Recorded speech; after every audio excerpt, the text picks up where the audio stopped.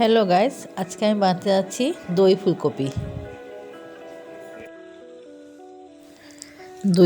ফুলকপি বানাবার জন্য আমার ঘরে পাতানো দই লাগছে 1 বাটি, আর মাঝারি সাইজে আমি একটা ফুলকপি নিয়ে নিয়েছি আর 2টা টমেটো নিয়ে নিয়েছি। আমি ফুলকপিগুলো এইভাবে কেটে নিয়েছি আর টমেটোগুলোকে আমি একটু ছোট ছোট করে কেটে নিয়েছি।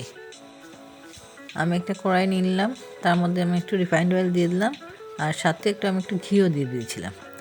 আর এখন আমি এই ফুলকপিগুলো এই তেলের মধ্যে ভেজে উঠিয়ে নেব।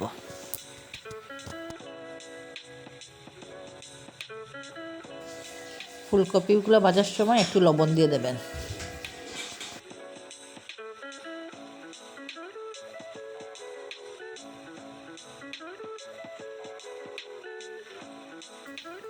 আমার এই সব ফুলকপিগুলো ভাজা হয়ে যাচ্ছে। আমার ফুলকপি ভাজা হয়ে গেছে।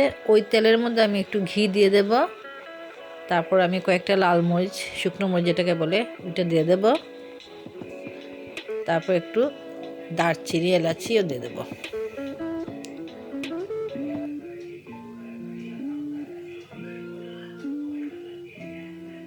দারচিনি দিয়ে দিলাম, একটু নাড়িয়ে দেবো এগুলোকে।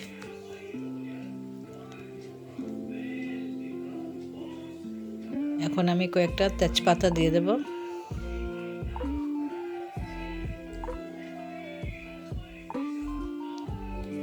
আর একটু হিং দেব। তেজপাতা দিয়ে দিলাম, সামান্য একটু হিং দেব এখানে।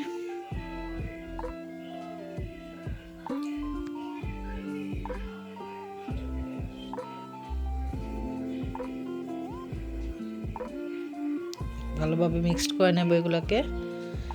তারপরে আমি 1.5 চামচ আদা বাটা দিয়ে দেব।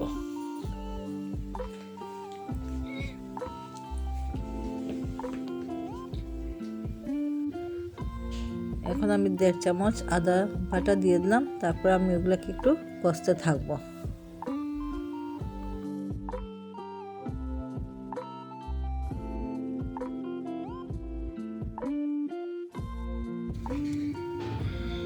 এখন আমি পাকনা টমেটোগুলো দিয়ে দেব এখানে, দিয়ে আমি এগুলোকে ভালোভাবে কষতে থাকবো।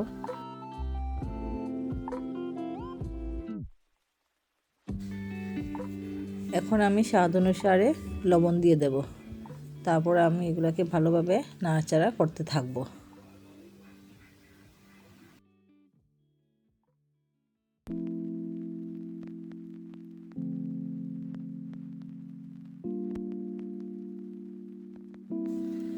আমার টমেটোগুলো ভালোভাবে কষে গেছে।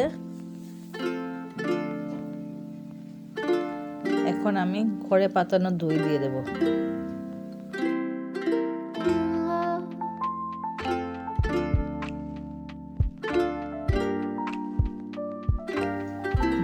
দইগুলো ধরে নেন আপনি ছোট কাপে 1 কাপ বা ছোট বাটিতে 1 বাটি দই দিয়ে দিলেই হবে।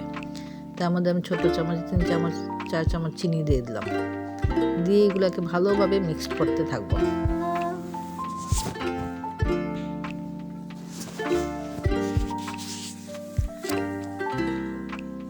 একটু বলকা এসে গেলেই আমি তার মধ্যে ভাজা ফুলকপিগুলা দিয়ে দেব, দিয়ে ভালোভাবে আমি এগুলোকে মিক্স করতে থাকবো।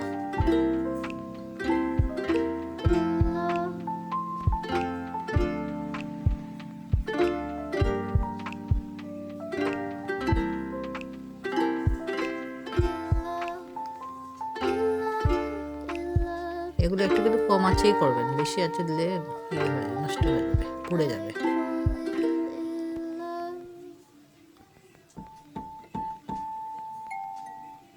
এখন আমি একটু ঢেকে দিয়ে দেবো এগুলোকে।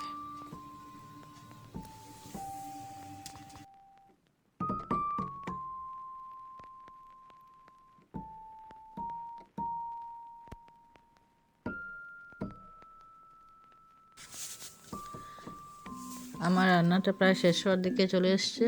এখন আমি এখানে একটু গরম মশলা দিয়ে দেবো ভালো করে, আর স্বাদ অনুসারে 2 চামচ ঘি দিয়ে দেব। এটা আপনারা পোলাওর সাথে খেতে পারবেন, ভাতের সাথে খেতে পারবেন, লুচি বলুন, পরোটা বলুন, ফ্রায়েড রাইস বলুন, সব কিছুর সাথে এই খাওয়াটা খাওয়া যাবে। রান্নাটা পুরোপুরি কমপ্লিট হয়ে গেল। ঘি দিয়ে দিলাম এখানে 2 চামচ, একটু নাড়াচাড়া করে নেব, তারপর শেষ। আমি একটা বাটিতে নামিয়ে নিলাম। আমার রান্না পুরোপুরি কমপ্লিট। এই রান্নাটা যদি আপনাদের পছন্দ লাগে please like, share and subscribe করবেন।